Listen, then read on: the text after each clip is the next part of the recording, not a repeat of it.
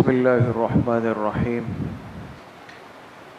جو ساتھی نماز سے فارغ ہو رہے ہیں وہ باقی نمازیوں کا خیال کہ اللہ والوں کی صحبت میں ہمیں کچھ دیر بیٹھنے کا موقع اللہ پاک نصیب فرما رہے ہیں، اور یہ اس دنیا کی سب سے عالی اور بڑی نعمت ہے۔ تو اس میں ہر انسان اپنے آپ کو خوش نصیب سمجھے کہ اللہ نے ہمیں یہ موقع نصیب کیا ہے، اس لیے کہ ہر شخص اصلاح کا محتاج ہے۔ اللہ والوں کی نسبت اور صحبت سے اصلاح کا عمل شروع ہوتا ہے۔ تو الحمدللہ آج ہمارے حضرت جو تشریف لائے ہیں، ہماری مسجد کا مجمع واقف ہے کہ الحمدللہ ہمارا سلسلہ عالیہ نقشبندیہ مجددیہ ہے، اور پہلے کئی مرتبہ ہمارے حضرت شیخ و مرشد حضرت اقدس پیر ذوالفقار احمد نقشبندی صاحب دامت برکاتہم بھی الحمدللہ تشریف لا چکے ہیں۔ تو ہمارے آج کے حضرت پیر غلام رسول نقشبندی صاحب دامت برکاتہم ہمارے بڑے حضرت ہی کے مجاز ہے، اور حضرت نے ان پر اعتماد کر کے ان کو اپنی نسبت عطا فرمائی ہے، اور ماشاءاللہ پوری ملک میں ایک قبولیت ہے۔ دین کا اللہ پاک کا یہ درد لے کر ہر ایک کے پاس جاتے ہیں۔ تو آج اسی نسبت سے الحمدللہ ہماری مسجد میں حاضری ہے، ہمارے لیے بڑی سعادت ہے۔ میں تمام اہل محلہ کی طرف سے، نمازیوں کی طرف سے، طلبہ کی طرف سے، اور بالخصوص اپنے ادارے کے محتمم اور سرپرست حضرت مفتی محمد قاسم العباسی صاحب کی طرف سے حضرت کو خوش آمدید کہتا ہوں۔ اللہ پاک حضرت کی عمر صحت میں خوب خوب برکتیں نصیب فرمائے۔ اسی طرح کراچی کے جو ہمارے ساتھی، ان کی برکت سے یہ نظم بنا، اللہ پاک ان کو بھی بہت بہت جزائے خیر نصیب فرمائے۔ انشاءاللہ پہلے تلاوت ہوگی، اس کے بعد ایک نعت، اور پھر انشاءاللہ حضرت کا بیان شروع ہو جائے۔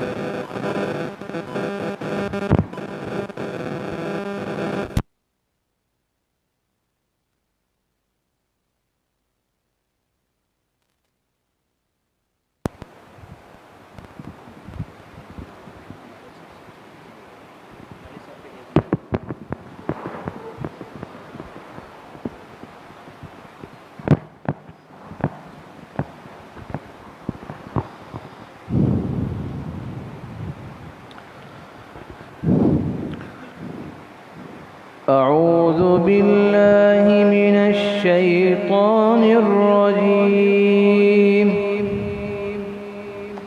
بسم الله الرحمن الرحيم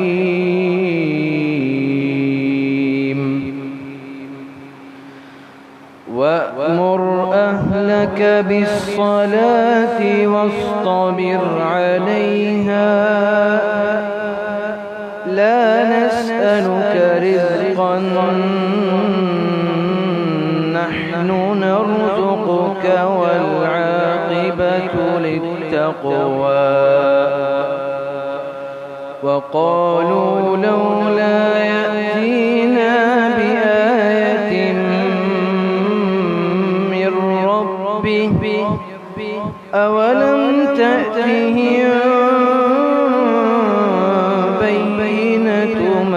في الصحف الأولى ولو أنا أهلكناهم بعذاب من قبله لقالوا ربنا لولا أرسلت إلينا رسولا فنتبع آياتك من قبل أن نذل ونخزى قل كل متربص فتربصوا فستعلمون من أصحاب الصراط السبيل ومن اهتدى صدق الله العظيم۔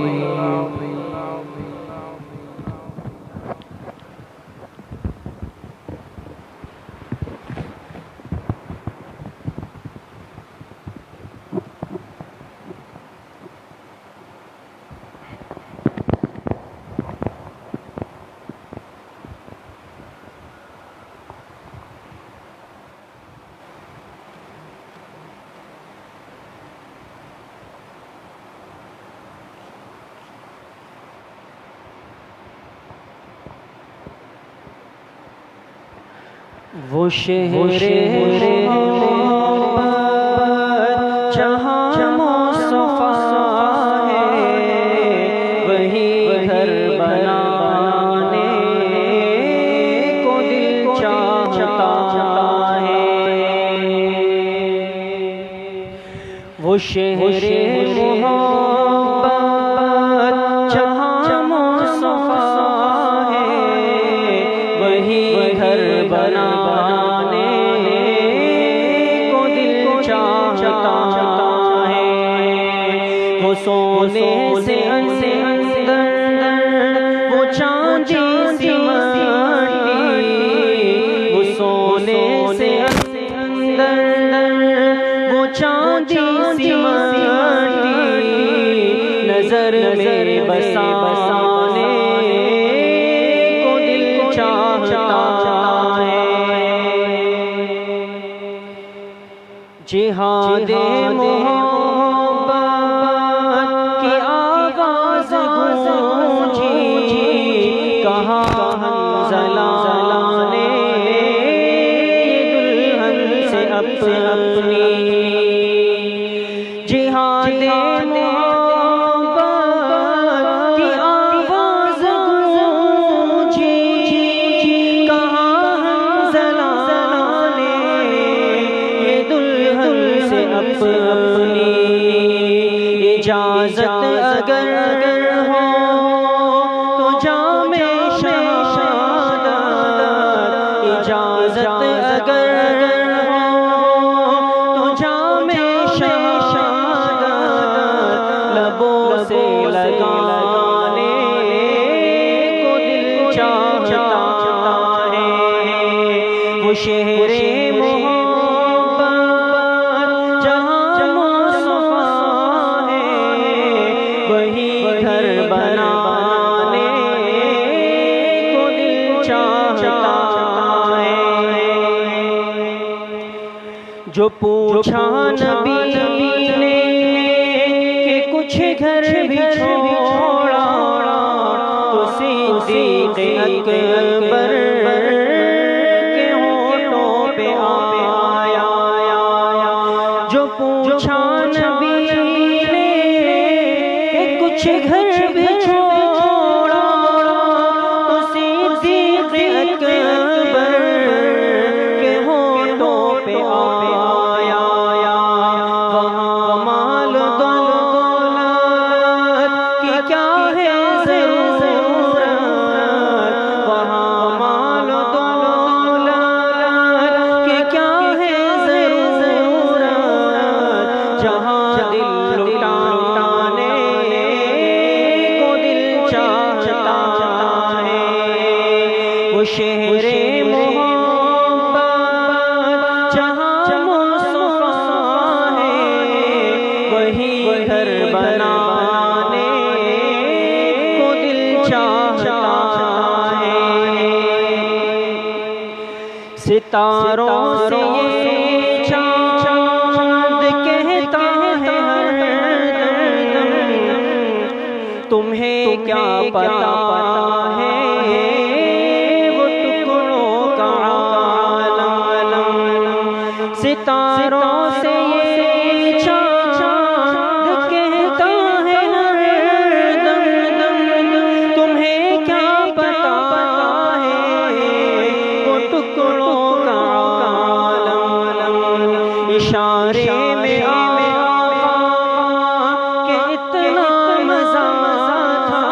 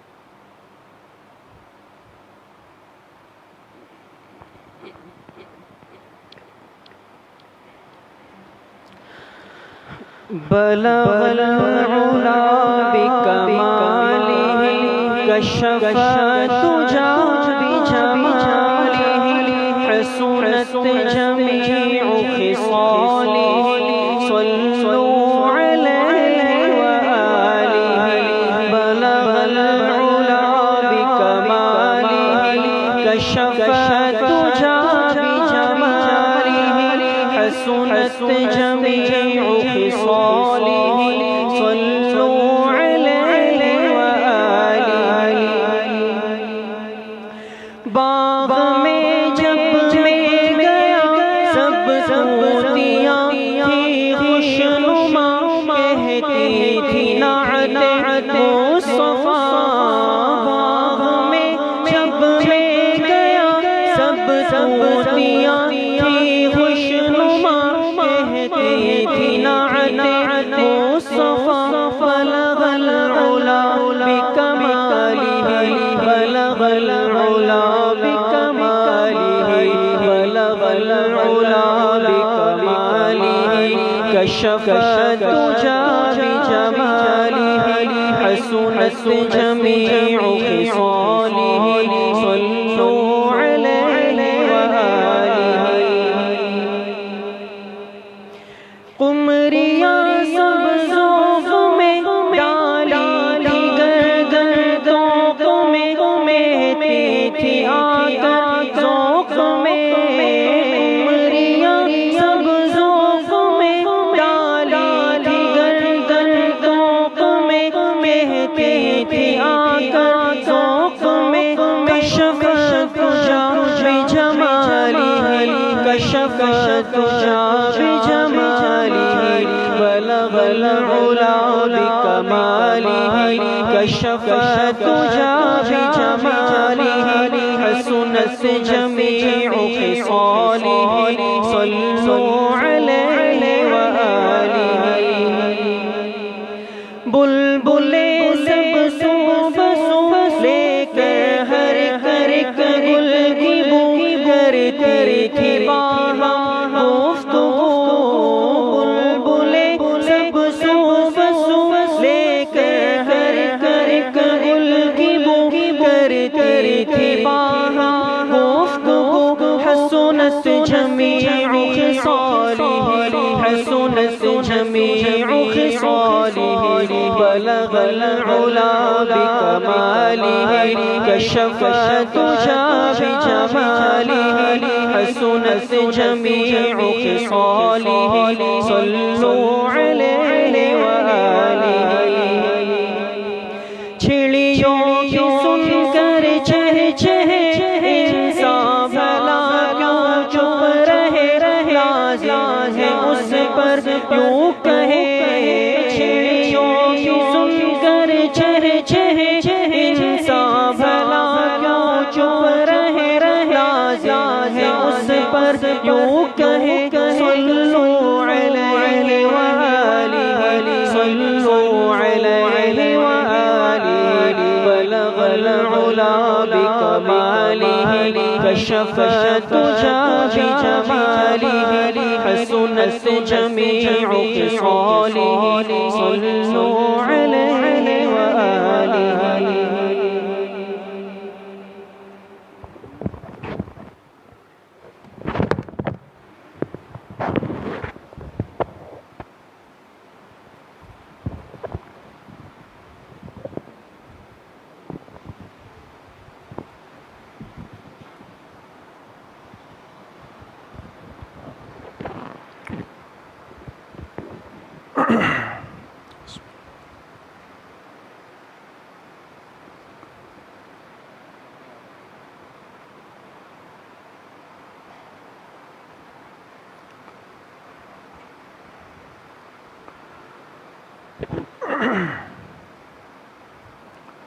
الحمد للہ وکفی وسلام علی عبادہ الذین اصطفی اما بعد فاعوذ باللہ من الشیطان الرجیم بسم اللہ الرحمن الرحیم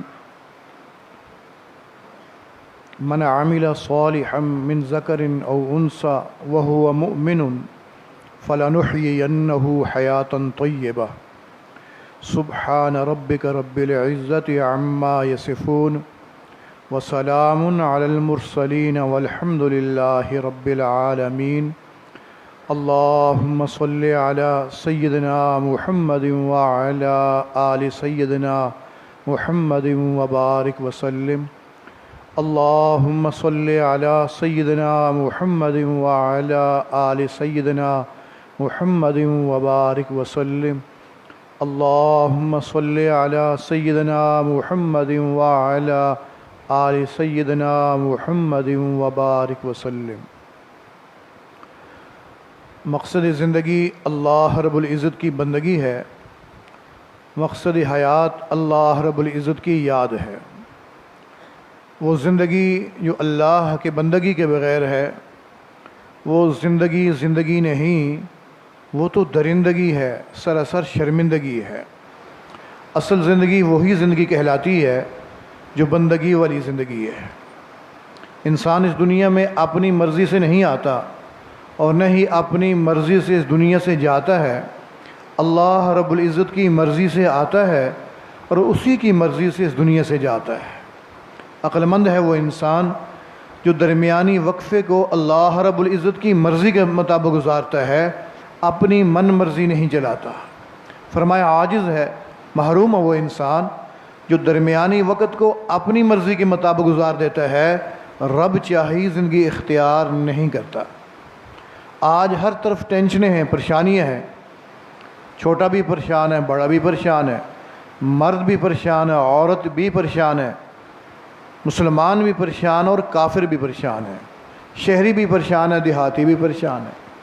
ہر ایک کی یہ کوشش ہے کہ میری ٹینشنیں دور ہو جائیں، میری پریشانیاں دور ہو جائیں، مال پیسہ جمع کر لوں گا پریشانی ختم ہو جائے گی، مجھے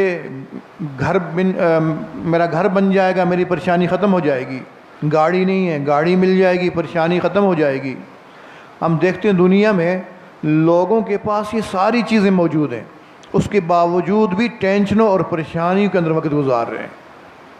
معلوم یہ چلا کہ بنگلوں سے پریشانی ختم نہیں ہوتی، زیادہ دولت جمع کر لینے سے پریشانیاں ختم نہیں ہوتی، کوئی اونچا عہدہ حاصل کر لینے سے پریشانیاں ختم نہیں ہوتی، پریشانیاں ختم ہونے کا طریقہ کچھ اور ہے۔ کتابوں میں ایک لطیفہ لکھا ہوا ہے، بات سمجھانے کے لیے عرض کر رہا ہوں۔ صبح صبح ایک صاحب باہر نکلے، دروازے سے اپنے گھر کے مین گیٹ سے باہر نکلے اور ان نے کچھ چیز ڈھونڈنی شروع کر دی۔ پڑوسی صاحب آئے، پوچھا کیا کر رہے ہو بھائی؟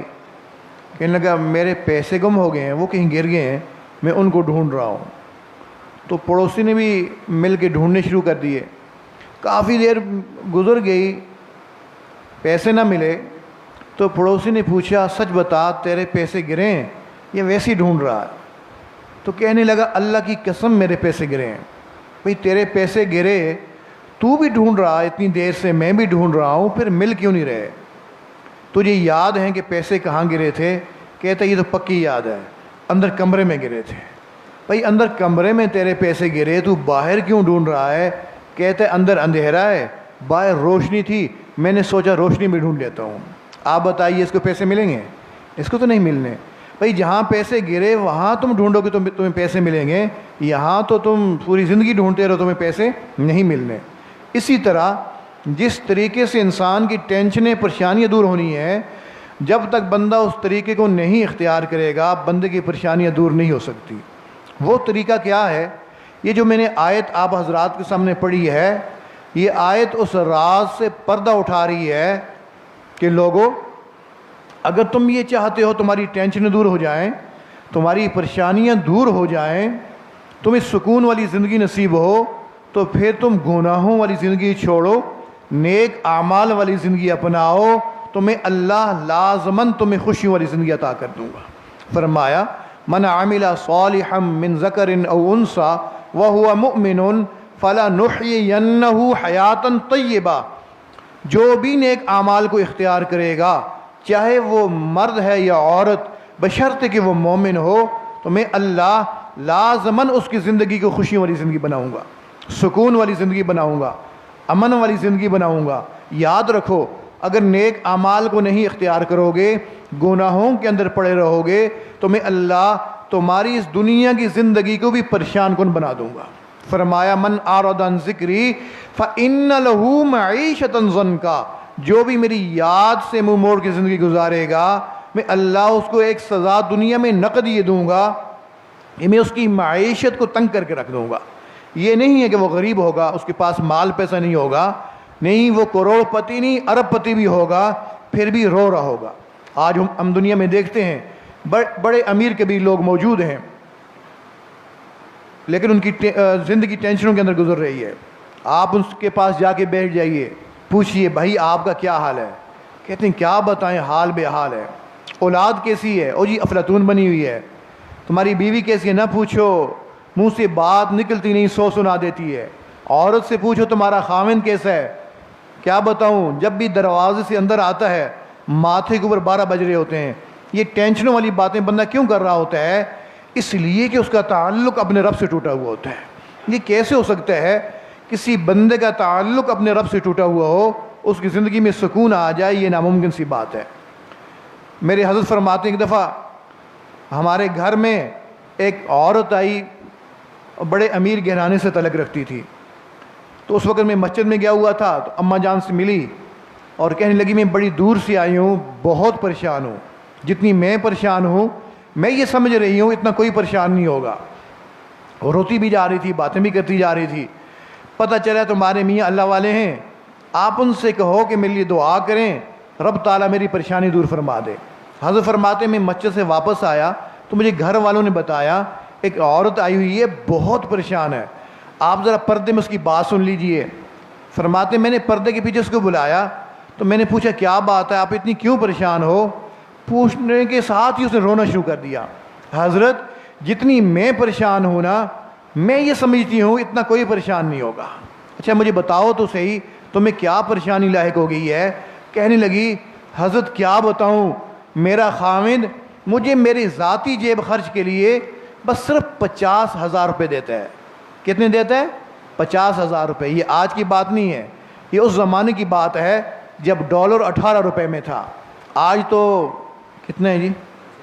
200 سے 250 کے قریب پہنچا ہوا ہے۔ اس وقت 18 روپے میں ڈالر تھا، اور اس کا خاوند اس کو ذاتی جیب خرچ کے لیے 50,000 روپے دیتا تھا۔ گھر کا خرچہ چلانے کے لیے نہیں، کوئی بلیں جمع کرنے کے لیے نہیں، صرف اس کے ذاتی جیب خرچ اس کو 50,000 روپے دیتا تھا۔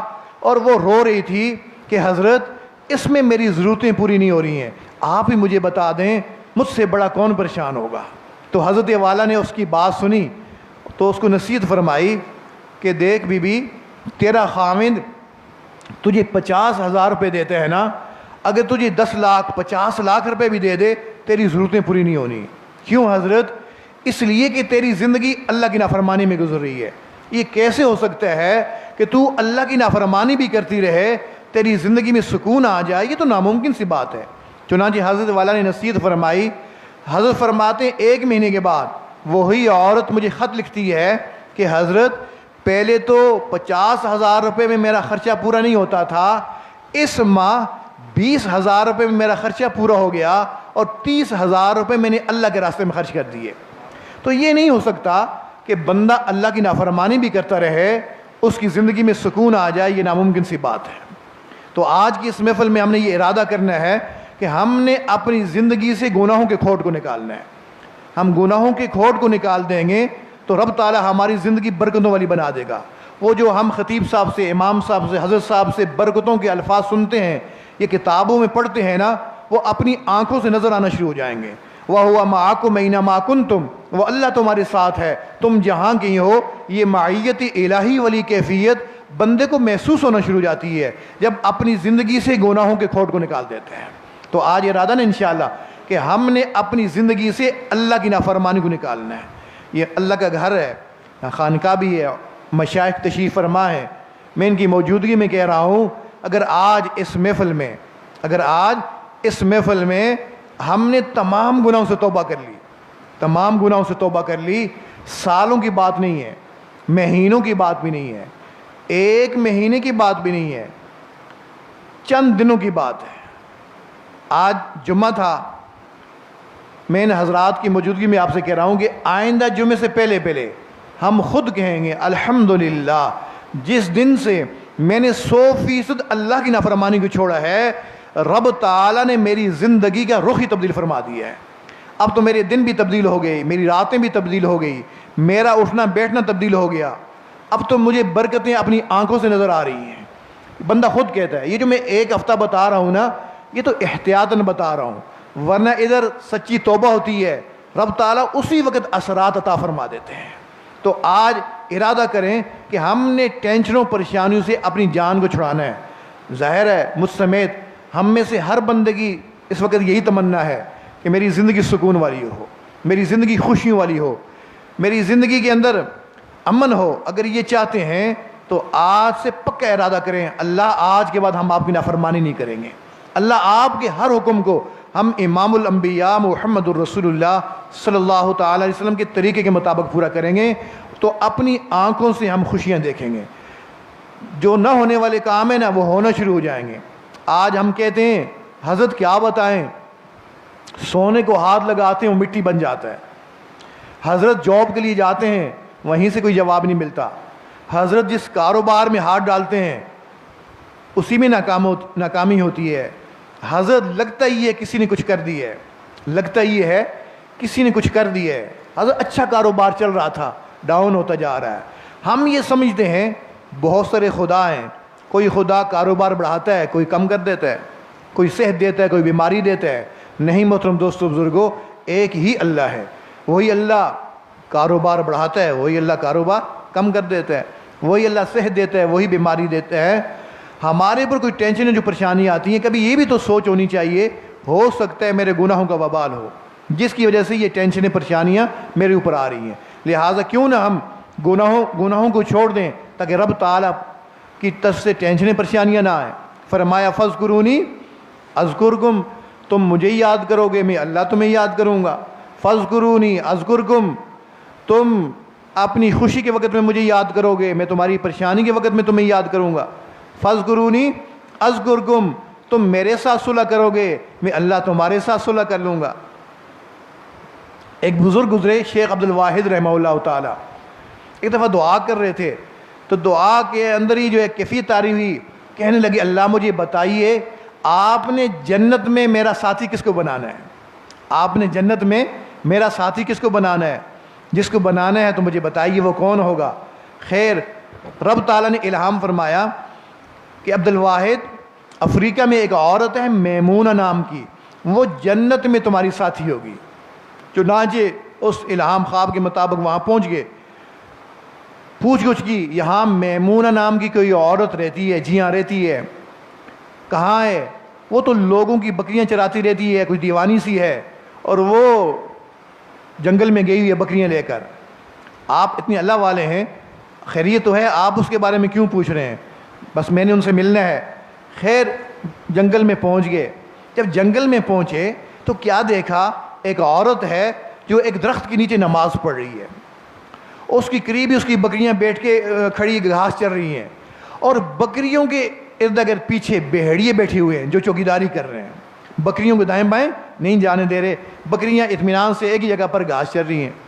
حیران عورت کو دیکھو، اس کو اپنی بکریوں کی فکر ہی نہیں ہے، یہ تو تسلی سے نماز پڑھ رہی ہے اور بھیڑیے بکریوں کی چوکیداری کر رہے ہیں، یہ کیا معاملہ ہے؟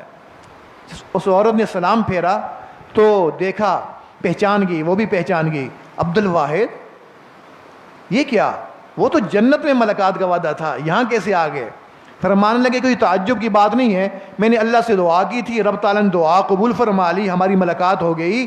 تعجب کی بات تو یہ ہے کہ تو اتنی تسلی سے نماز پڑھ رہی ہے، تیری بکریاں گھاس چر رہی ہیں اور بھیڑیے چوکیداری کر رہے ہیں، یہ کیا معاملہ ہے؟ وہ کہنے لگی عبد الواحد جب سے میں نے اپنے اللہ کے ساتھ صلح کی ہے نا، رب تعالیٰ نے میری بکریوں اور بھیڑیوں کے درمیان صلح کر دی ہے۔ فاذکرونی اذکرکم، تم میرے ساتھ صلح کرو گے میں اللہ تمہارے ساتھ صلح کروں گا۔ بندوں کا صلح کرنا کیا ہے کہ بندے اللہ کی نافرمانی کرنا چھوڑ دیں، اور رب تعالیٰ کی صلح کرنا کیا ہے کہ رب تعالیٰ ان کو پریشان کرنا چھوڑ دیتے ہیں۔ تو آج سے ارادہ کریں کہ ہم نے گناہوں والی زندگی سے جان چھڑانی ہے. ہم میں سے ہر بندہ جانتا ہے, میں بھی جانتا ہوں اپنے آپ کو, آپ بھی اپنے آپ کو جانتے ہیں. وہ الگ بات ہے کہ ہم ایک دوسرے کی تعریفیں کر رہے ہیں. ابھی حضرت جو ہے فرما رہے تھے, بزرگ ہیں, پیر صاحب ہیں, سفید پگڑی باندھی ہوئی ہے, جبہ پہنا ہوا ہے, دور سے تشریف لائے ہوئے ہیں, اور آپ کے بارے میں یہ سوچ رکھتا ہوں کتنے نیک لوگ ہیں, کتنی تسلی کے ساتھ, توجہ کے ساتھ یہ بات کو سن رہے ہیں. ہم ایک دوسرے کی تعریفیں کر رہے ہیں نا, دراصل یہ تعریفیں امام الانبیاء محمد الرسول اللہ صلی اللہ تعالی علیہ وسلم کی دعاؤں کے صدقے ہیں. نبی علیہ السلام نے ایک دفعہ دعا فرمائی جہاں مسجد اجابہ بنی ہوئی ہے, اس جگہ پہ جا کے, اللہ میری امت کی شکلیں ان کے گناہوں کی وجہ سے مسخ نہ کرنا. اس لیے کہ سابقہ امتوں میں لوگ گناہ کرتے تھے, ان کی شکلیں مسخ ہو جاتی تھیں, بندر اور خنزیر بنا دیے جاتے تھے. چھپ کے گناہ کرتے تھے, دروازے کے باہر لکھوا دیا جاتا تھا کہ اس بدبخت نے یہ گناہ کیا ہوا ہے. زیادہ باغی ہو گیا ہے, اس کی پیشانی کے اوپر لکھوا دیا جاتا تھا اس بدبخت نے یہ گناہ کیا ہوا ہے. امام الانبیاء صلی اللہ علیہ وسلم دعا فرمائی, اللہ میری امت کی شکلیں ان کے گناہوں کی وجہ سے مسخ نہ کرنا. میری بات سے ناراض نہ ہوئیے گا, اگر یہ دعا نہ ہوتی نا تو آج معلوم نہیں اس محفل میں ہم میں سے کوئی کس شکل میں بیٹھا ہوتا, کوئی کس شکل میں بیٹھا ہوتا. تو یہ رب تعالیٰ نے کرم فرمایا کہ ہماری ظاہری شکل کو تبدیل نہیں فرمایا. ہاں علماء نے لکھا ہے کہ بندے کی باطنی شکل ویسی ہوتی ہے جیسے اس کے اعمال ہوتے ہیں. جس بندے کے اندر حرص کی بیماری ہوتی ہے, لالچ, حرص, اس کی باطنی شکل کتے جیسی ہوتی ہے. یعنی عالم مثال میں جو اس کی شکل دکھائی جاتی ہے وہ کتے کی طرح ہوتی ہے. وہ بندہ جو دوسروں کو دھوکے دیتا ہے, چلاکیاں دکھاتا ہے, اس کی جو باطنی شکل دکھائی جاتی ہے وہ بندر جیسی ہوتی ہے. وہ بندہ جو فحاشی کا عادی ہوتا ہے, بڑے گناہ کا عادی ہوتا ہے, اس کی جو باطنی شکل دکھائی جاتی ہے وہ خنزیر جیسی ہوتی ہے. وہ عالم جو بے عمل ہوتا ہے اس کی باطنی شکل گدھے جیسی ہوتی ہے. تو جو اعمال کرتے ہوئے بندہ دنیا سے جائے گا, قیامت کے دن انہی شکلوں پہ اٹھایا جائے گا. ہم اپنے گریبانوں میں جھانکیں, کہیں ایسا تو نہیں ہے ہمارا ظاہر کچھ ہو, ہمارا باطن کچھ ہو, مسجد کی زندگی کچھ ہو, گھر کی زندگی کچھ ہو, لوگوں کے سامنے تو بزرگ ہوں, نیک ہوں, اور تنہائیوں میں شیطان بھی ہم سے پناہ مانگتا ہو. اگر ہمارے ظاہر اور باطن میں فرق ہے تو آج اس محفل میں پکی توبہ کر کے اپنے پروردگار کو منا کے اٹھنا ہے. اور رب تعالیٰ کو منانا بہت آسان ہے, رب تعالیٰ کو منانا بہت آسان ہے. دیکھیے ایک لڑکا ہے نا, ایک لڑکا ہے, اس کو والد نے کسی وجہ سے ڈانٹ پلا دی تو وہ گھر چھوڑ کے چلا گیا, کہیں بھی چلا گیا, بھاگ گیا. تو سارے گھر والے ڈھونڈ رہے ہوتے ہیں, سارے ڈھونڈ رہے ہوتے ہیں, کوئی پتہ نہیں چلتا. حتیٰ کہ مغرب کی نماز پڑھ لی, عشاء کی نماز پڑھ لی, رات کا کافی حصہ گزر گیا, اس کا کوئی پتہ نہ چلا, واپس نہ آیا. ساری پریشان بیٹھے ہوئے تھے, والد اس کا بھی بیٹھا ہوا ہے, والدہ بھی, بہن بھائی بھی بیٹھے ہوئے ہیں. اب والدہ نے سوچا کافی دیر گزر گئی ہے, چلو ان بچوں کو میں کھانا کھلا دوں تاکہ یہ تو سو جائیں. وہ دسترخوان لگاتی ہے, دسترخوان لگا کر کھانا رکھتی ہے, بچے کھانا کھانا شروع کرتے ہیں. بچی بھی کھا رہی ہے, بچے بھی کھا رہے ہیں, ساری کھا رہے ہیں, خاوند بھی کھا رہا ہے. لڑکی دیکھتی ہے امی کھانا نہیں کھا رہی, امی آپ بھی کھانا کھائیں نا, آپ لوگ کھا لو مجھے بھوک نہیں ہے, آپ لوگ کھا لو مجھے بھوک نہیں ہے. بھوک تو ہے لیکن بیٹے کی یاد ستا رہی ہے. خاوند کہتا ہے حوصلہ کرو, یہیں کہیں گیا ہوگا, آ جائے گا, پتہ چل جائے گا. جیسی خاوند کہتے ہیں نا تو اس کا دکھ بڑھ جاتا ہے, اس کی آنکھوں میں آنسو آ جاتے ہیں, وہ رونا شروع کر دیتی ہے. پھر روتے روتے اٹھ کے اندر کمرے میں چلی جاتی ہے, وہاں جا کے سرہانے کے اوپر سر رکھا ہوا ہے, اور رو بھی رہی ہے, آنسو چل رہے ہیں, سوچوں میں گم ہے. معلوم نہیں میرے بیٹے نے کھانا بھی کھایا ہوگا نہیں کھایا ہوگا, معلوم نہیں اس کو رات کو رہنے کے لیے کہیں جگہ بھی ملی ہوگی نہیں ملی ہوگی. یہی کچھ سوچ رہی ہوتی ہے, آنکھوں سے آنسو چل رہے ہوتے ہیں. باقی بچے کھانا کھا کے والدہ کے سامنے پاس جا کے بیٹھتے ہیں. سمجھ نہیں آتی ہم امی کو کیسے چپ کروائیں. اتنے میں دروازہ کچھ آواز دیتا ہے, اٹھ کے بیٹھ جاتی ہے. بیٹی جا کے دیکھو, ہو سکتا ہے تمہارا بھائی آیا ہو. لڑکی جا کے باہر گیٹ کھول کے دیکھتی ہے, باہر کوئی بھی نہیں ہے. امی باہر آندھی چل رہی ہے, طوفان چل رہا, ہوائیں چل رہی ہیں نا, جس کی وجہ سے یہ کھڑکیاں دروازے آوازیں دے رہے ہیں. اچھا, وہ پھر سر رکھ کے لیٹ جاتی ہے. رات بھر وہ کروٹیں تبدیل کرتی رہتی ہے, اس کو نیند نہیں آتی. کیوں؟ بیٹے کی یاد ستا رہی ہوتی ہے. محترم دوستو بزرگوں, पूरी दुनिया की जितनी माएँ हैं उन तमाम माओं की मोहब्बत को एक जगह पे जमा कर दिया जाए, रब ताला को उससे भी 70 गुना ज़्यादा मोहब्बत अपने बंदों के साथ होती है। कभी मेरे बंदे तौबा करेंगे, मैं इनकी तौबा कबूल करके इनके गुनाहों को माफ़ फरमाऊँ। एक बंदा है पूरी ज़िंदगी गुनाहों में गुजार दी, बूढ़ा हो गया, जवानी सब गुनाहों में गुजर गई, ख़त्म हो गई, अब बुढ़ापे के भी उस हिस्से को पहुंच गया, बुढ़ापे के भी उस हिस्से को पहुंच गया कि अब इसके लिए उठना बैठना भी मुश्किल है, ये दूसरों के सहारे उठता बैठता है। था भी ऐसा कि अपनी औलाद भी नहीं थी। कई बुजुर्ग होते हैं ना जिनकी अपनी औलाद नहीं होती है, तो वो ज़िंदगी के आखिरी दिन किसी न किसी रिश्तेदार के यहाँ गुजार रहे होते हैं। अब ये बूढ़ा बंदा है, बीमार है, रात को उसको खांसी आती है, ये खांसता है, उस घर वाले की अहलिया कहती है तू इस बाबे को पकड़ के ले आया अपने घर में, ये रात भर खांसता रहता है, मेरे बच्चे डर जाते हैं, मेरे बच्चे डर जाते हैं, मेरी अपनी नींद खराब होती है, तुम किसी न किसी तरीके से इस बाबा को अपने घर से निकाल दो, अपने घर से। अल्लाह की बंदी, इसको कौन संभालेगा, कौन इसकी औलाद तो नहीं है, क्या हम ही रिश्तेदार रह गए, फलां नहीं है, फलां नहीं है, कुछ दिन उसके घर में भेज दो ना, कुछ दिन उसके घर में भेज दो। अब ये मजबूर होकर उस बाबा के सामने आके बैठता है, समझ नहीं आती मैं इस बाबा को, इस बुज़ुर्ग को, इस बीमार बंदे को कैसे अपने घर से निकालूं। इधर उधर की बात शुरू करता है, बातों बातों में कहता है बाबा जी वो फलां बंदा हमारा क्या लगता है। बाबा जी बताते हैं, तारफ़ करवाते हैं, हाँ बेटा वो उसकी तुम्हारे अब्बा के साथ रिश्तेदारी है, तुम्हारी अम्मा के साथ रिश्तेदारी है, तुम्हारा ये लगता है, अच्छा अच्छा। तभी तो बाबा जी वो आपके बारे में पूछता रहता है, कुछ दिन उसके घर में चले जाओगे ना वो कितना खुश हो जाएगा। यहाँ आप कमरे में बंद रहते हैं, आपकी सेहत भी ख़राब रहती है, तो बाहर निकलोगे हवा तब्दील हो जाएगी, वो लोग भी खुश हो जाएंगे, कुछ दिन उसके घर में चले जाओ, कुछ दिन फलां के घर में चले जाओ। बाबा ज़िंदगी गुजार चुका है, उसको तजर्बा है, समझ गया कि ये बंदा मुझे अपने घर से निकालना चाहता है, डायरेक्ट कह नहीं पा रहा, यूं बात कर रहा है, लेकिन उसको कुछ नहीं कहता, इतना सा कहता है ठीक है बेटा, ठीक है मैं किसी दिन चला जाऊंगा। जैसे ही बंदा उसके पास से, बाबा के पास से उठ के अंदर चला जाता है, इस बाबा के जहन में पूरी ज़िंदगी घूमना शुरू हो जाती है।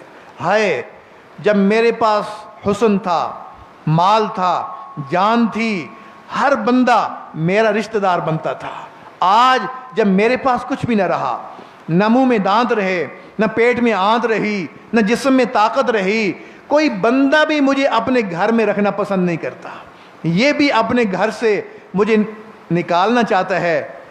क्या ज़बरदस्ती में इसके पास बैठा रहूं, कहीं और घर देख लेता हूं, कहीं और चला जाता हूं, ये सोचकर ये बूढ़ा बंदा अपनी लाठी पकड़ता है, लाठी के सहारे दरवाजे से बाहर कदम रखता है।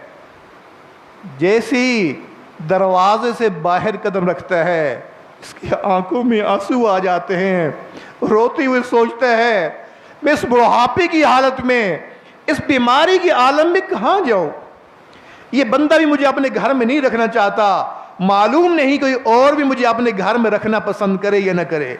ये सोचकर फिर इसके ज़हन में ख्याल आता है चलो मैं ज़िंदगी के ये आखिरी दिन ना अल्लाह के घर में जाके गुजार देता हूँ, मस्जिद में चला जाता हूँ। जैसे ये बूढ़ा बंदा मस्जिद की तरफ कदम उठाता है, हमारा रब इतना करीम परवरदिगार है, रब ताला ताने नहीं देता ओ बूढ़े जब तुझे कोई डर न मिला अब तुझे मैं मिला, ना ना, मैं तो करीम परवरदिगार हूँ। मैं कहता हूँ या इबादी अल्लज़ीना असरफू अला अनफुसिहिम ला तक़नतू मिन रहमतिल्लाह, मेरे वो बंदो जिन्होंने गुनाह कर करके अपनी जानों के ऊपर जुल्म कर लिए, ला तक़नतू मिन रहमतिल्लाह, तुम मेरी रहमत से मायूस ना होना।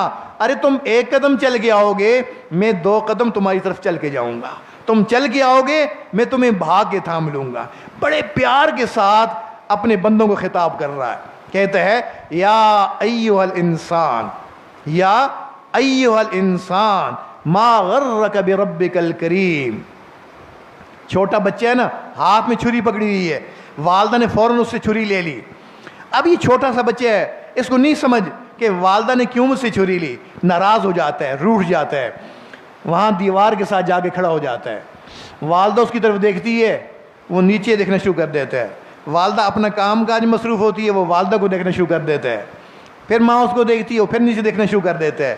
اب ماں کو اس کی اداؤں کے اوپر بہت پیار آتا ہے، تو ماں کہتی ہے بیٹا لوگ مما سے ناراض تو نہیں ہوتے نا بیٹا، دیکھو نا آپ مجھ سے کوئی چیز مانگتے ہو میں تمہیں دیتی ہوتی ہوں نا بیٹا، میں آپ کو ٹافیاں بھی دیتی ہوں، پیسے بھی دیتی ہوں نا، میرے پاس اور بھی بہت ساری چیزیں ہیں، تو میرے قریب تو آؤ۔ اب ماں پیار سے اس کو منا رہی ہوتی ہے۔ رب تعالیٰ تو 70 ماؤں سے زیادہ محبت رکھنے والا ہے۔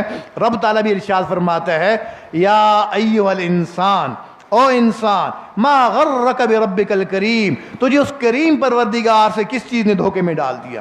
الذی خلقک فسواک فعدلک فی ای صورت ما شاء رکبک، میں اتنی نعمتیں دینے والا پروردگار، میرے بندے تو مجھ سے کیوں روٹھا ہوا ہے؟ ارے تو چل کے آئے گا، میں بہا کے تجھے تھام لوں گا۔ تو ہمارا رب بہت کریم پروردگار ہے۔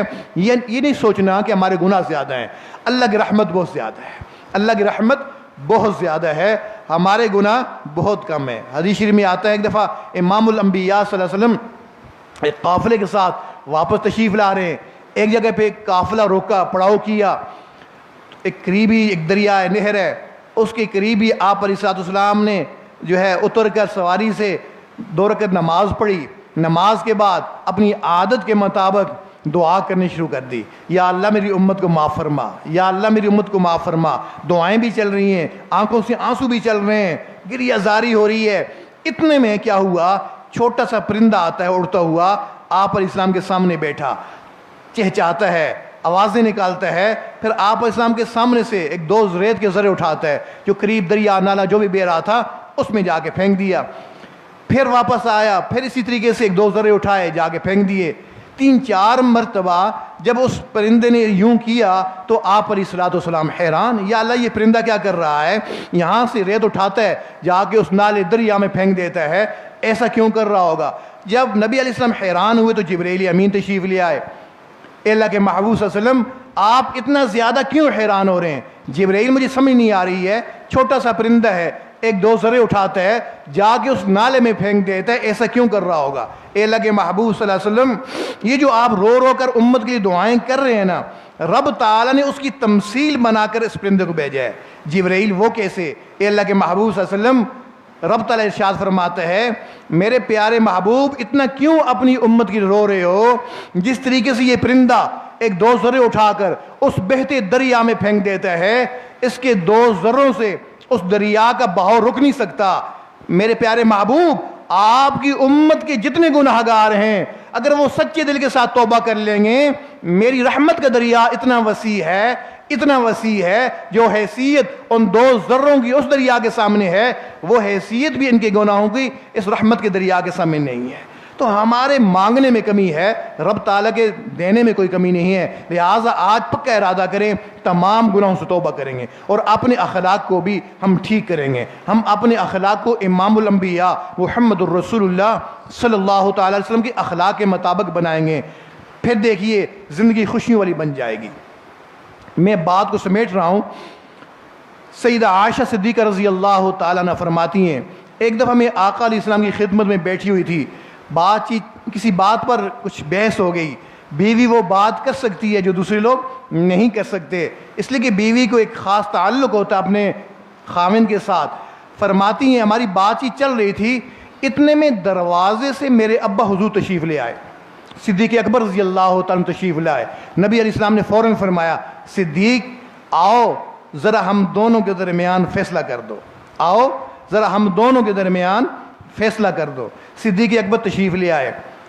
سیدہ عائشہ فرماتی ہیں اس وقت آقا علیہ السلام نے میری طرف دیکھا اور میری طرف دیکھ کے فرمایا ہاں عائشہ ابا کو بات تم پہلے بتاؤ گی یا میں ان سے پہلے بات کروں؟ سیدہ عائشہ فرماتی ہیں میں چونکہ پہلے سے موڈ میں بیٹھی ہوئی تھی، میں نے کہا آپ ہی بتا دیں لیکن ٹھیک ٹھیک بتانا۔ فرماتی جیسے ہی میں نے کہا نا آپ ہی بتا دیں ٹھیک ٹھیک بتانا، اتنے میں میرے ابا صدیق اکبر رضی اللہ تعالیٰ نے مجھے تھپڑ لگا دیا۔ کہا عائشہ کیا بات کرتی ہو، اللہ کے رسول ٹھیک نہیں بتائیں گے تو کون ٹھیک بتائے گا؟ فرماتی مجھے تھپڑ لگا تو میں آقا علیہ السلام کے پیچھے چھپ کے کھڑی ہو گئی کہیں دوسرا تھپڑ مجھے نہ لگ جائے۔ نبی علیہ السلام نے دیکھا کہ مجھے تھپڑ لگا ہے نا، تو فوراً کہا ہو صدیق تم نے کیا کر دیا، تجھے میں نے مارنے کا تو نہیں کہا تھا نا، فیصلہ کرنے کا کہا تھا، اچھا تم چلے جاؤ باہر، ہم دونوں میاں بیوی خود ہی فیصلہ کر لیں گے۔ فرماتی جیسی میرے ابا دروازے سے باہر نکلے، اب نبی علیہ السلام کے چہرہ انور کے اوپر مسکراہٹ طاری ہوئی۔ سیدہ عائشہ فرماتی ہیں جب نبی علیہ السلام خوش ہوتے تھے تو مجھے حمیرہ کے نام سے پکارتے تھے، تو مسکرائے اور مسکرا کے میری طرف دیکھا، فرمایا حمیرہ حمیرہ دیکھا نا آپ نے، اس بابا کے دوسرے تھپڑ سے میں نہیں بچایا نا۔ فرماتی ہیں اتنے پیارے انداز کے اندر نبی علیہ السلام نے فرمایا کہ میرا سارا غصہ ہی دور ہو گیا۔ کتنے اچھے انداز کے اندر اپنے گھر والوں کی تربیت ہو رہی ہے۔ میری بات سے ناراض نہ ہوئیے گا، ہمارے سامنے اگر ہماری گھر والی کوئی بات کر لے کتنا غصہ آتا ہے، اوہو، ہمارے کان بھی سرخ ہو جاتے ہیں، ہمارے ہونٹوں سے جھاگ نکل رہی ہوتی ہے، آنکھیں سرخ ہو جاتی ہیں، تجھے پتہ نہیں ہے میں کون ہوں۔ کتنے فضائل ہیں خاوند کے، وہ جو خطیب صاحب سے جمعے والے دن سننے ہوتے ہیں نا، وہ سارے فضائل ایک ایک کر کے ہمیں یاد آنا شروع ہو جاتے ہیں، اور ہم یہ بھول جاتے ہیں کہ یہ ہماری باندی نہیں ہے، ہماری رفیقہ حیات ہے، ہماری زندگی کی ساتھی ہے۔ جیسے ہمارے اس کے اوپر حقوق ہیں تو اس کے تو بھی تو ہمارے اوپر حقوق ہیں نا، کل قیامت کے دن تو دونوں سے پوچھ ہونی ہے۔ نہیں، اگر ہم یہ چاہتے ہیں ہمارے گھر کی زندگی اچھی ہو جائے، گھر کی زندگی بہترین بن جائے، تو پھر بھی ہمیں آقا علیہ السلام کی زندگی کے مطابق زندگی گزارنی پڑے گی۔ تربیت ویسی ہوگی جیسی تربیت آقا علیہ السلام نے جس انداز میں کی ہے۔ ہم بچوں سے کہتے ہیں بچوں جھوٹ بولنا بہت بری عادت ہے، دیکھو جھوٹ نہیں بولا کرتے۔ ٹھیک ابا جی میں جھوٹ نہیں بولوں گا۔ اتنے میں دروازے پہ دستک ہو گئی، کسی نے دروازے پہ دستک دی، میرا نہ بتانا، میرا نہ بتانا۔ وہ سوچ رہا ہے ابھی ابا مجھے کہہ رہے تھے جھوٹ نہیں بولنا، اور ابھی مجھے اشارہ کر رہے ہیں کہ میرا نہ بتانا۔ آپ بتائیے اس بچے کی تربیت ہو سکتی ہے؟ نہیں۔ اگر ہم یہ چاہتے ہیں کہ بچہ ہمارا نیک بن جائے تو پہلے پھر والدین کو نیک بننا پڑتا ہے، والدین کو نیک بننا پڑتا ہے، تب پھر اولاد نیک بنتی ہے۔ اپنے اخلاق کو بندہ اچھا کرتا ہے، پھر اس کے اخلاق کا اثر اس کی اولاد کے اوپر، اس کے ماتحتوں کے اوپر پڑتا ہے۔ تو آج ارادہ کر لیجئے بس کہ اللہ ہم بہت تنگ آ چکے ہیں، مولا ہم گناہوں سے بہت تنگ آ چکے ہیں۔ چھوٹا بچہ ہوتا ہے نا، والد کے ساتھ چل رہا ہوتا ہے، چلتے چلتے تھک جاتا ہے، پھر یوں ابو کو دیکھتا ہے، باپ کو دیکھتا ہے، کہتا ابو میں تھک گیا ہوں، ابو میں اور نہیں چل سکتا، ابو مجھے آپ اٹھا لیجئے۔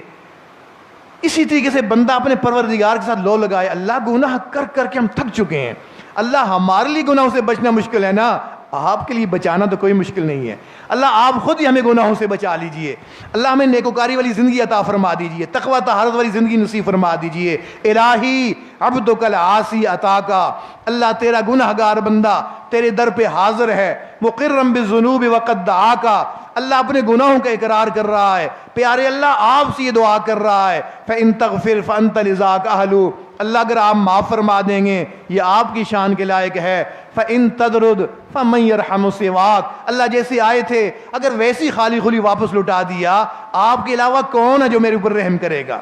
کس سے مانگیں، کہاں جائیں، کس سے کہیں، اور دنیا میں حاجت روا کون ہے؟ سب کا داتا ہے تو، سب کو دیتا ہے تو، تیرے بندوں کا تیرے سوا کون ہے؟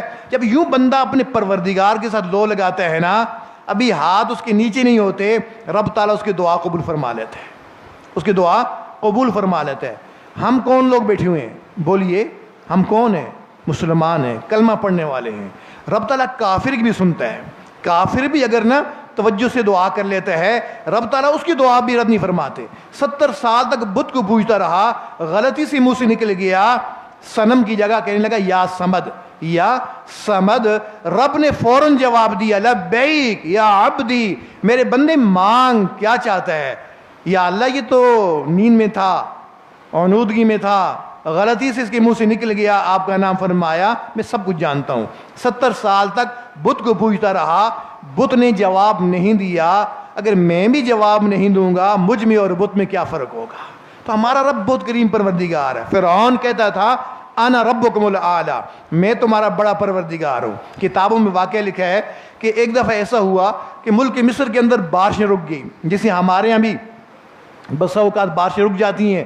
جو بارانی علاقے ہوتے ہیں نا تو وہاں جب بارشیں نہیں ہوتی چشمے خشک ہو جاتے ہیں, چشمے خشک ہوتے ہیں, آبشاروں کے پانی کم ہو جاتے ہیں, پھر دریاؤں کے پانی بھی کم ہو جاتے ہیں. تو دریا نیل کا پانی بہت کم ہو گیا, لوگوں نے نقل مکانی کرنی شروع کر دی. ایک وفد گیا فرعون کے پاس, جناب آپ کہتے ہو کہ میں تمہارا رب ہوں, خدا ہوں, تو جناب ہمارے علاقے میں بارش نہیں ہو رہی ہے, ہمارے علاقے میں بارش برسائیے. اب وہ بیچارہ کہاں سے بارش برساتا, بہت پریشان ہوا. لوگوں سے کہنے لگا ہو جائے گی بارش, انتظار کرو ہو جائے گی. جیسے بادشاہ لوگ کہتے ہیں, دوسری بات تو پھر عوام نہیں کر سکتی تھی ان کے سامنے, اٹھ کے چلے گئے, کہہ رہا ہو جائے گی. اب یہ پریشان ہوا کہ اگر بارش نہ ہوئی نا تو میرا سارا خدائی کا دعویٰ ڈامڈول ہو جائے گا. رات کے اندھیرے کا انتظار کرنے لگا. جب رات کا اندھیرا چھا گیا, کتابوں میں لکھا ہے یہ چپکے سے اپنے محل سے باہر نکلا, دریائے نیل کے کنارے چلنا شروع ہو گیا. چلتے چلتے کافی آگے نکل گیا, پھر پیچھے مڑ کے دیکھ رہا ہے کوئی مجھے دیکھ تو نہیں رہا, نہیں کوئی نہیں دیکھ رہا, رات کا سناٹا ہے, اندھیرا ہے, کوئی بندہ نہیں ہے. دعا کے لیے ہاتھ اٹھا لیتا, اللہ رب تو ہی ہے, اللہ رب تو ہی ہے. میں لوگوں کے سامنے رب بن بیٹھا, اللہ لاج رکھ لیجئے, بارش برسا دیجئے. کتابوں میں لکھا ہے کہ رب نے اس ملعون کی بات کو سن کے فوراً بارش برسا دی. جو اتنے بڑے دشمن کی بات کو سن کے بارش برساتا ہے, کیا وہ کلمہ پڑھنے والے کی دعا کو نہیں سنتا؟ سنتا ہے, کوئی مانگے تو صحیح, سنتا ہے کوئی مانگے تو صحیح. ہم دعا تو پہلے مانگتے بھی نہیں ہیں. بہت سارے لوگ, ہم میں سے اکثر لوگ دعا نہیں مانگتے, دعا نماز پڑھ لیتے ہیں. کئی لوگ کہتے ہیں تہجد بھی پڑھ لیتے ہیں. حضرت دعا کرنے کو دل نہیں کرتا. جب کوئی بندہ کہتا ہے دعا کرنے کو دل نہیں کرتا, پاؤں کے نیچے زمین نکل جاتی ہے. اللہ آپ اتنا بھی کسی سے ناراض ہو جاتے ہیں کہ آپ نے سامنے ہاتھ اٹھانے کی توفیق نہیں عطا فرماتے. تو بہت سے لوگ دعا کر ہی نہیں پاتے. جو کرتے ہیں نا وہ پڑھتے ہیں. وہ کیا کرتے ہیں؟ دعا پڑھتے ہیں. دعا پڑھنا اور چیز ہے, دعا مانگنا اور چیز ہے. باہر بھیک مانگنے والا کھڑا ہوتا ہے, آواز دیتا ہے, بھائیو بھائیو میں بہت غریب ہوں, بھائیو میری مدد کرتے جاؤ, مجھے ایک ایک روپیہ دیتے جاؤ, میرے ساتھ تعاون کرتے جاؤ. اب لوگ دیکھتے ہیں کہ اس بندے کا ہاتھ اٹھانے کا انداز بھی بڑا بہتر ہے, اس کے الفاظ کی ادائیگی بھی بہت اچھی ہے, چل کے آ رہا ہے, پتہ چل رہا ہے کہ واقعی محتاج بندہ ہے. تو ہر بندے کا دل نرم پڑ جاتا ہے, ہر بندہ چاہتا ہے میں اس کو کچھ نہ کچھ دے ہی دوں. لیکن اگر وہاں کھڑا ہو کے کہے کہ جتنے مسجد میں بیٹھے ہو باہر نکلو مجھے پیسے دو, کوئی دے گا؟ کوئی نہیں دیتا کہ بھئی تیرے دینے تو نہیں پیسے. کیوں؟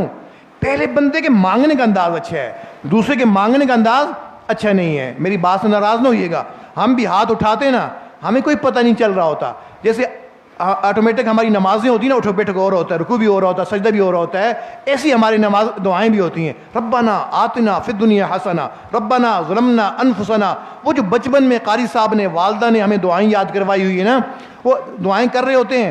خاوند کہتا ہے جی, مرد کہتا ہے آج کل میرا کاروبار ٹھیک نہیں چل رہا, ڈاؤن ہو رہا ہے, میرا کاروبار ٹھیک ہو جائے. عورت کہتی ہے بیٹی کا کہیں سے رشتہ نہیں آ رہا, کہیں سے رشتہ آ جائے, منہ کے اوپر ہاتھ پھیر اٹھ کے چلے گئے. ہم تو ایسے دعائیں کر رہے ہوتے ہیں جیسے صاحب اپنے ماتحتوں کو حکم دے رہا ہوتا ہے. باورچی آج مہمانوں نے آنا ہے, فلاں دکاندار سے جا کے سامان خرید کے لے آنا, ڈرائیور فلاں جگہ گاڑی لے آنا, مالی یہاں سے صفائی کر دینا. بھائی ایسے تو دعائیں نہیں کی جاتی. یہ دیکھیے وہ مانگنے والا کتنے ڈھنگ سے مانگتا ہے 1 روپیہ. ہم بھی دعا مانگیں نا, کیسے مانگیں کہ ہمارا انگ انگ, رواں رواں, ہڈی ہڈی, بوٹی بوٹی رب تعالیٰ کی طرف متوجہ ہو. جب اس توجہ کے ساتھ دعا ہوتی ہے, ہاتھ نیچے نہیں ہوتے, رب تعالیٰ اس کی دعا قبول فرما لیتے ہیں. رب تعالیٰ ہمیں اپنے سامنے مانگنے والا بنائے, غیر کے سامنے مانگنے سے بچائے. رب تعالیٰ اپنے سامنے رونے والا بنائے, غیر کے سامنے رونے سے بچا لے. جو کچھ کہا گیا سنا گیا, اللہ رب العزت اس پہ عمل کی توفیق عطا فرمائے. بیان تو نہیں, بزرگ حضرات جو ہے یہاں تشریف فرمائیں, ان نے حکم دیا کہ تم آئے ہو کچھ سبق سنا دو. سبق سنانے کی نیت سے چند باتیں عرض کر دی ہیں. اللہ رب العزت ان گزارشات کو قبول فرما لے. وآخر دعوانا ان الحمد للہ رب العالمین. تھوڑی دیر کے لیے مراقبہ کر لیجئے, اپنی آنکھیں بند کر کے دل کی طرف متوجہ ہو کے بیٹھ جائیے. یوں خیال کریں کہ اللہ کی رحمت آ رہی ہے, دل میں جا رہی ہے, دل سے گناہوں کی ظلمت اور سیاہی دور ہو رہی ہے, اور دل شکر کے طور پہ کہہ رہا ہے اللہ اللہ اللہ.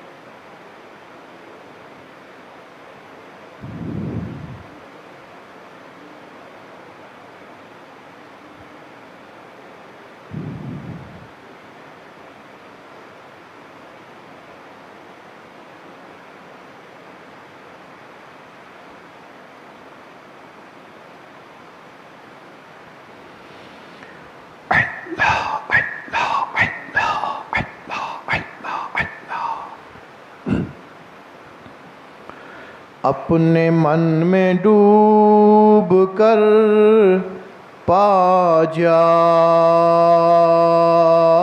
سراغ زندگی، اپنے من میں ڈوب کر پا جا سراغ زندگی، تو اگر میرا نہیں بنتا نہ بن، اپنا تو بن، من کی دنیا سوز و مستی جذب و شوق، تن کی دنیا سود و سودا مکر و فن، من کی دولت ہاتھ آتی ہے پھر جاتی نہیں، تن کی دولت چھاؤں ہے آتا ہے دن جاتا ہے دن، پانی پانی کر گئی مجھ کو قلندر کی یہ بات، تو جھکا جب غیر کے آگے نہ تن تیرا نہ من، پانی پانی کر گئی مجھ کو میرے مرشد کی یہ بات، تو جھکا جب نفس کے آگے نہ تن تیرا نہ من، اپنے من میں ڈوب کر پا جا سراغ زندگی، تو اگر میرا نہیں بنتا نہ بن، اپنا تو بن، اپنا تو بن۔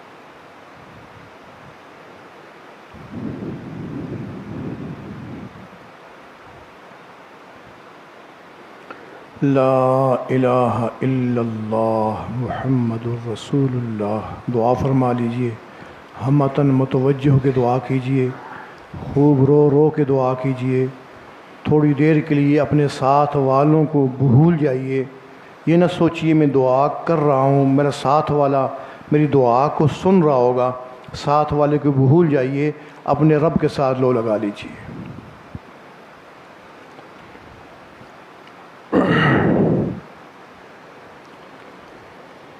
الحمد للہ رب العالمین والعاقبۃ للمتقین والصلاة والسلام علی سید الاولین والآخرین وعلی آلہ وصحبہ اجمعین۔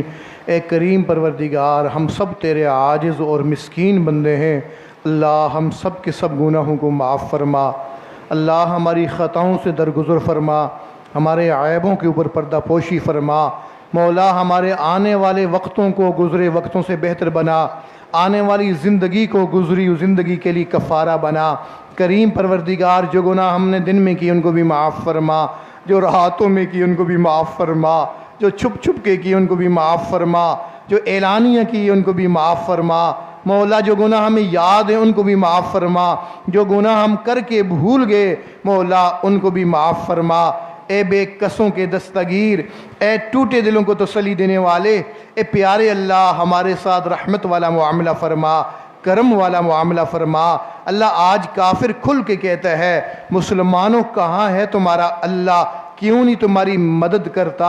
اے کریم پروردگار، اگر آپ ہی ہمیں چھوڑ دیں گے، ہمارا تو آپ کے علاوہ کوئی پروردگار نہیں ہے۔ یہ در ہمیں آقا علیہ الصلاۃ والسلام نے بتلایا ہے، میرے امتیوں تمہیں جب بھی مانگنا ہو اس در سے مانگا کرو، یہ وہ داتا ہے جو دے کر خوش ہوتا ہے۔ اے کریم پروردگار، اگر کوئی رام رام کہتا ہوا جہنم جا گرتا ہے، اس کی زندگی کے اوپر اتنا افسوس نہیں ہوتا جتنا افسوس اس بندے کی زندگی کے اوپر ہوتا ہے جو پوری زندگی اپنے آپ کو مسلمان کہتا رہا، مسجدوں سے تعلق رہا، مدرسوں سے تعلق رہا، خانقاہوں سے تعلق رہا، نیک جماعتوں کے ساتھ چلتا پھرتا رہا، وہ اگر ناکام ہو جاتا ہے اس کی زندگی کے اوپر افسوس ہے۔ کل کافر کہیں گے ان کو کیا ہو گیا، یہ تو مسجدوں مدرسوں خانقاہوں کے مینڈے ہوتے تھے، یہ بھی ادھر ہی چلے آئے۔ اللہ اس دن کی رسوائی سے بچا لیجئے، اللہ ہمارے ساتھ رحمت والا معاملہ فرما دیجئے، کرم والا معاملہ فرما دیجئے۔ پیارے اللہ جی آپ نے فرمایا ہے وَأَمَّا السَّائِلَ فَلَا تَنْهَرْ، کہ مانگنے والوں کو جھڑکی نہ دیا کرو۔ اللہ ہم کمزوروں کو حکم دیا کہ ہم مانگنے والے کے سامنے انکار نہ کریں۔ اللہ ہم بھی تو آپ کے در کے اوپر بیٹھے ہوئے ہیں، اللہ آپ ہی یہاں سے کسی کو خالی ہاتھ نہ اٹھائیے گا، اللہ کسی کو بھی یہاں سے خالی ہاتھ نہ اٹھائیے گا۔ اے کریم پروردگار، اے پیارے اللہ آپ نے فرمایا یا ایھا الناس انتم الفقراء، اے لوگو تم سب کے سب فقیر ہو۔ دوسری جگہ آپ نے فرمایا انما الصدقات للفقراء، کہ صدقے فقیروں کے لیے ہیں۔ اللہ جب ہم سب کے سب فقیر ہیں، صدقے بھی فقیروں کے لیے ہیں۔ پیارے اللہ جی ہم سب کو معاف کر کے صدقہ فرما، ہم سب کی مغفرت فرما کے صدقہ فرما۔ اے سونے اللہ، اے معاف کر کے خوش ہونے والے اللہ، ہماری ان دعاؤں کو اپنی رحمت سے قبول فرما۔ اے اللہ ہم نے دنیا میں دیکھا ہے کوئی بچہ گندا ہو جاتا ہے، اس کی ماں اس کو پھینکتی تو نہیں ہے، سردیوں کی رات کے اندر بھی اٹھتی ہے، صاف ستھرا کرتی ہے، پھر صاف کپڑے میں لپیٹ کر سینے سے چمٹا لیتی ہے۔ مولا ہم بھی گناہوں میں لتڑے ہوئے آپ کے در پہ حاضر ہے، آپ ہی ہمیں گناہوں سے پاک صاف فرما لیجئے، رحمت کے چادر میں لپیٹ لیجئے، رحمت کے چادر میں لپیٹ لیجئے۔ اے پیارے اللہ ہمیں دنیا میں دیکھا ہے کوئی بخیل سے بخیل انسان ہو، اس کی ہمیں کوئی جرگہ چلا جائے 1 روپیہ مانگنے کے لیے، وہ بھی کہتا ہے جرگہ آ گیا، بات ماننی پڑے گی۔ اے اللہ بخیل اتنا لحاظ کر لیتا ہے، آپ تو سخیوں کے سخی ہیں، بادشاہوں کے بادشاہ ہیں، شہنشاہوں کے شہنشاہ ہیں۔ اللہ آپ کے در پر بھی یہ جرگہ بیٹھا ہوا ہے، اللہ کافی دیر سے بیٹھا ہوا ہے، بڑی امیدیں لے کے بیٹھا ہوا ہے۔ اللہ یہاں سے کسی کی بھی خالی ہاتھ نہ اٹھائیے گا، اللہ کسی کو بھی خالی ہاتھ نہ اٹھائیے گا۔ اے کریم پروردگار، اے پیارے اللہ اس پورے مجمع کے اوپر ایک رحمت کی نظر ڈال دیجئے۔ اللہ آپ کی ایک رحمت کی نظر کی بات ہے، ہماری تو زندگی کا سوال ہے۔ اللہ یہ دعا کرتے ہوئے ڈر بھی لگتا ہے کہ آپ کی طرف سے یہ جواب نہ آئے، لوگوں میں رحمت کی نظر تو بلال پہ ڈالتا تھا، میں رحمت کی نظر سمیہ پہ ڈالتا تھا، میں رحمت کی نظر خبیب پہ ڈالتا تھا۔ ارے تم اپنے کرتوت تو دیکھو، تمہارا ظاہر کچھ ہے، تمہارا باطن کچھ ہے۔ ارے تم مسجد میں نیک ہوتے ہو، گھروں میں جا کے درندے بن جاتے ہو، لوگوں کے سامنے بزرگ ہو، تنہائیوں میں شیطان بھی تم سے پناہ مانگتا ہے۔ ہاتھ میرے سامنے اٹھاتے ہو، دل اور سوچوں میں گم ہے۔ مولا مانا کہ ہم گناہ گار ہیں، خطا کار ہیں، سیاہ کار ہیں، پر مولا ہم بھی تو ان بزرگوں سے نسبت رکھتے ہیں۔ اللہ اس نسبت کی لاج رکھ لیجئے اور ہم سب کو معاف فرما دیجئے، معاف فرما دیجئے، معاف فرما دیجئے۔ پیارے اللہ، ہم نے پڑھا ہے، سنا ہے، آپ کی رحمت کی نظر جب کسی کے اوپر پڑ جاتی ہے اس کی زندگی کا رخ تبدیل ہو جاتا ہے۔ اللہ، آپ نے رحمت کی نظر فضیل بن عیاض کے اوپر ڈالی تھی جو ڈاکوں کی سرداری کر رہا تھا، لیکن رحمت کی نظر آپ نے ڈال دی، وہ امام الاولیاء بن گیا۔ آپ نے رحمت کی نظر جنید بغدادی کے اوپر ڈالی جو دنیا کی پہلوانی کر رہا تھا، لیکن رحمت کی نظر پڑ گئی، وہ آپ کے راستے کا پہلوان بن گیا۔ اللہ، آپ نے رحمت کی نظر بشر حافی کے اوپر ڈالی جو شراب پی کے باہر نکلا ہوا تھا، آپ کی رحمت کی نظر پڑ گئی، اللہ وہ امام الاولیاء بن گیا۔ اللہ، یہ مجمع شراب پی کے تو نہیں بیٹھا، یہ تو سجدے کر کے بیٹھا ہوا ہے، نماز پڑھ کے بیٹھا ہوا ہے، تیرے گھر میں بیٹھا ہوا ہے۔ اللہ، اس پورے مجمع کے اوپر ایک رحمت کی نظر ڈال دیجئے، ڈال دیجئے پیارے اللہ جی، ڈال دیجئے۔ اے سونے اللہ، اے معاف کر کے خوش ہونے والے اللہ، ہماری ان دعاؤں کو اپنی رحمت سے قبول فرما لیجئے۔ اے اللہ، جتنی بھی پریشان حال ہیں اللہ سب کی پریشانیاں دور فرما دیجئے۔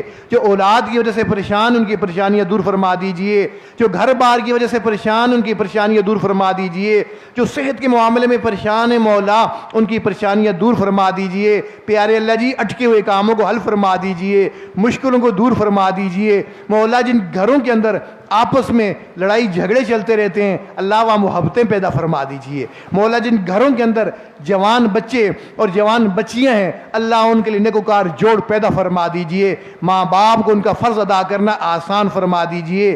اے اللہ، جو بے اولاد ہیں ان کو نیک صالح اولاد عطا فرما دیجئے۔ اللہ، جن کی اولاد ہے ان کو نیک بنا دیجئے، ماں باپ کی آنکھوں کی ٹھنڈک بنا دیجئے۔ ایک کریم پروردگار، جو قرض دار ہیں قرض سے خلاصی کا اسباب مہیا فرما دیجئے، جو بے روزگار ہیں ان کو حلال طیب روزگار عطا فرما دیجئے۔ پیارے اللہ، اس محفل میں جو لوگ بیمار ہیں، یہ جو ہمارے عزیز و اقارب بیمار ہیں، چھوٹے بڑے، مرد عورتیں، گھروں میں اسپتالوں میں، اللہ سب کو شفا عطا فرما دیجئے، شفا کاملہ عاجلہ مستمرہ عطا فرما دیجئے، ظاہری باطنی روحانی جسمانی شفا عطا فرما دیجئے۔ مولا، جو ہمارے عزیز و اقارب دنیا سے جا چکے ہیں اللہ ان سب کی بخشش فرما دیجئے، جنت الفردوس میں ان کو اعلیٰ مقام عطا فرما دیجئے، ہمارے ہر نیک عمل دعا میں ان کو شامل فرما لیجئے۔ کریم پروردگار، بہت سارے لوگوں نے دعاؤں کے لیے کہا ہوا ہے، خط لکھے، فون کیے، زبانی کا میسج کیے۔ اس محفل میں جتنے لوگ بیٹھے ہوئے ہیں جو دعاؤں کے لیے کہنا چاہتے تھے لیکن اللہ کہہ نہیں سکے، آپ تو سب کی حاجتوں کو جاننے والے ہیں۔ پیارے اللہ، جس کی جو حاجت ہے اللہ غیب کے خزانوں سے پوری فرما دیجئے، جس کی جو ٹینشن اور پریشانی ہے اللہ اپنے فضل و کرم سے ان کی پریشانی کو دور فرما دیجئے۔ پیارے اللہ جی، ہمارے اس ادارے کو دن دگنی رات چوگنی ترقی عطا فرما دیجئے۔ یہاں پڑھنے والے طلباء، پڑھانے والے اساتذہ، انتظامیہ والے، معاونین، محبین، اللہ سب کو قبولیت عامہ تامہ نصیب فرما دیجئے۔ ہر بچے کو دین کا مینارہ بنا دیجئے، پورے عالم میں دین کی خدمت کے لیے قبول فرما لیجئے۔ اے رب کریم، ہمارے اس ادارے کے متمم صاحب، ہمارے مفتی خالد صاحب، دیگر اساتذہ جو یہاں محنتیں کر رہے ہیں اللہ ان کی محنتوں کو قبول فرما لیجئے، اللہ ان کی محنتوں کو قبول فرما لیجئے۔ اے اللہ، ہمارے اس ادارے اور ہماری اس خانقاہ سمیت اللہ تمام مدارس دینیہ کی حفاظت فرما دیجئے۔ اللہ دعوت و تبلیغ کے کام کی حفاظت فرما دیجئے۔ جن خانقاہوں میں اللہ ہوتا ہے ان خانقاہوں کی حفاظت فرما دیجئے۔ اللہ، جو لوگ تیرا نام بلند کرنے کے لیے اپنی جانیں ہتھیلی پہ لیے ہوئے ہیں مولا ان کی مدد فرما دیجئے۔ اللہ، ہمارے اس پیارے ملک کی حفاظت فرمائیے، جو ہمارے اس ملک کے دشمن ہیں اندرونی یا بیرونی ان کو ہدایت عطا فرما دیجئے۔ جن کی قسمت میں ہدایت نہیں ہے اللہ ان کو چن چن کے دفع دور فرما دیجئے۔ تینوں حرم کی حفاظت فرمائیے، ہم سب کو حرمین شریفین کی زیارت نصیب فرمائیے، زندگی میں بار بار مقبول حاضری کی توفیق نصیب فرما دیجئے۔ اے کریم پروردگار ہمارے ملک کی سرحدوں کی حفاظت فرمائیے، ہمارے ملک کے تمام سیکورٹی اداروں کی حفاظت فرمائیے، سب مسلمانوں کی حفاظت فرمائیے۔ مولا کشمیر، افغانستان، برما، شام، فلسطین، عراق، یمن، چین کے مسلمانوں کی مدد فرمائیے۔ مولا جہاں جہاں بھی مسلمان پریشان حال ہیں اللہ ان کی پریشانیاں دور فرمائیے۔ اے اللہ ہمارا ملک اس وقت مالی بحران کے اندر مبتلا ہے، اے اللہ اس مالی بحران کو ختم فرما دیجئے۔ اے اللہ سیلاب کے اندر اکثر جو ہمارا ملک جو ہے ڈوبا ہوا ہے، پریشان ہیں لوگ، اے اللہ اس پریشانی کو دور فرما دیجئے۔ اے اللہ ہم سب کو ان لوگوں کے ساتھ تعاون کرنے والا بنا دیجئے۔ اے کریم پروردگار، اے پیارے اللہ ہماری ان دعاؤں کو اپنی رحمت سے قبول فرما لیجئے۔ پیارے اللہ آخر میں ہم پھر کہتے ہیں اللہ ہم سب کو غموں سے محفوظ فرمائیے، مرضوں سے محفوظ فرمائیے، قرضوں سے محفوظ فرمائیے، علت، ذلت، قلت سے بچائیے۔ اللہ اپنے قرب کے بعد دوری سے بچائیے، ہدایت کے بعد گمراہی سے بچائیے، عزت ملنے کے بعد ذلت سے بچائیے، قبولیت کے بعد مردودیت سے بچائیے، علم حاصل ہو جانے کے بعد جہالت کے کاموں سے بچائیے۔ رب کریم ہم سب کا یہاں آنا، بیٹھنا، سننا، سنانا اللہ سب قبول فرما لیجئے۔ اے اللہ اس پروگرام کو منعقد کرنے کے لیے جن جن حضرات نے جس انداز میں محنتیں، خدمتیں، تعاون کیا، اے اللہ اس کے بدلے ان کی دنیا آخرت بہتر فرما دیجئے۔ وصلی اللہ تعالی علی خیر خلقہ محمد وعلی آلہ وصحبہ اجمعین برحمتک یا ارحم الراحمین۔